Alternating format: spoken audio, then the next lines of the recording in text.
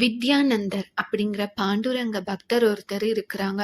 அவங்க மிகப்பெரிய ஞானியாக இருக்கிறாங்க. அதனால அவருக்கு கர்வம் அதிகமாகவே இருந்தது. தன்னை போல யாருமே பாண்டுரங்கன் மேல பக்தியே செலுத்த முடியாது அப்படிங்கிற எண்ணம் அவருக்கு இருந்தது. எப்பொழுதும் ஏகாதசி விரதம் இருப்பாரு. அதே போல கார்த்திகை மாசம் வர அந்த ஏகாதசி விரதம் இருக்கும் பொழுது அவருக்கு ஒரு எண்ணம் தோணுது. துவாதசி அன்று விரதத்தை முடிப்பதற்கு முன்பு யாருக்காவது நம்ம விருந்து வச்சுட்டு அதுக்கப்புறம் தான் நம்ம விரதத்தை முடிக்கணும் அப்படின்னு யோசிக்கிறாரு. அதிதி விருந்துக்கு ஏற்பாடும் செய்ய சொல்றாரு. ஏகாதசி அன்று கோவிலுக்கு போய் பகவானை தரிசனம் செய்வதற்காக போறாரு பாண்டுரங்கன் கோயிலுக்கு. அந்த சமயத்தில் தொழுநோயாளியாக இருக்கும் ஒரு ஏழை பக்தனும் பாண்டுரங்கனை தரிசிப்பதற்காக வராங்க. அவரை யாரும் உள்ள விடவே இல்லை.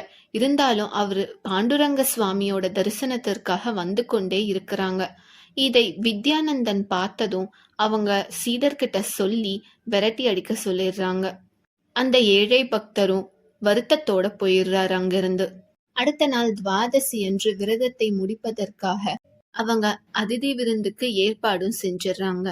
ஆனா ரொம்ப நேரம் ஆகி யாருமே வரவே இல்லை. இவங்களே யாரையாவது போய் கூப்பிட்டாலும் யாரும் வரவே இல்லை. அப்போ ஒரு சீடர் வித்யானந்தர் கிட்ட வந்து சொல்றாங்க, அந்த ஏழை பக்தன் வீட்டுக்கு யாரோ ஒரு அதிதி வந்திருக்காங்க. அவங்க அவன் கொடுத்த விருந்த ஏற்றுக்கொண்டாங்க அப்படிங்கிற விஷயம் சொல்றாங்க. இவருக்கு ரொம்ப கோபமா போயிடுது. அது யாரு அவனோட வீட்டுக்கு வந்திருக்கிறது அப்படின்னு சொல்லிட்டு அவசர அவசரமா கிளம்பி போறாங்க அவனுடைய வீட்டிற்கு. அங்க போய் பார்த்ததும் வித்யானந்தருக்கு ரொம்ப ஆச்சரியமாக இருந்தது.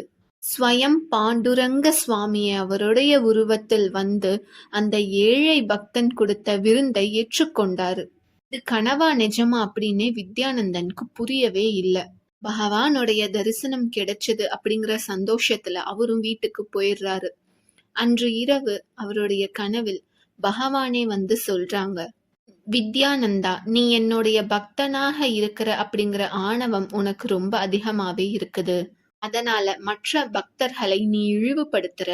அதனாலதான் உன்னுடைய அதிதி விருந்தை ஏற்றுக்கொள்ள எந்த ஒரு அதிதியும் வரவே இல்லை உன்னுடைய வீட்டிற்கு. ஆனால் அவன் ஏழை பக்தனாக இருந்தாலும் தூய மனதுடன் என்னை வழிபட்டதால் நானே அதிதியாக போய் அவருடைய விருந்தை ஏற்றுக்கொண்டேன் அப்படின்னு அந்த விஷயத்த சொல்லிடுறாரு. மறுநாள் வித்யானந்தன் எழுந்து உடனே அந்த ஏழை பக்தனை பாக்குறதுக்காக போறாரு. நடந்த விஷயத்தெல்லாம் சொல்லி மன்னிப்பு கேட்டு தன்னுடைய தவறையும் உணர்ந்துடுறாரு. அதுக்கப்புறம் 2 பேரும் தோழர்கள் ஆயிடுறாங்க. 2 பேரும் சேர்ந்து எப்பொழுதும் பாண்டுரங்கனோட புகழையும் கீர்த்தனங்களையும் பாடுறாங்க. பகவான் எப்பொழுதும் தன்னுடைய பக்தர்கள் மாயையில் சிக்கிக்கொள்ளாம இருப்பதற்காக எல்லா விஷயங்களையும் செய்றாங்க. இது அவருடைய லீலைகளுள் ஒன்று. நன்றி, வணக்கம்.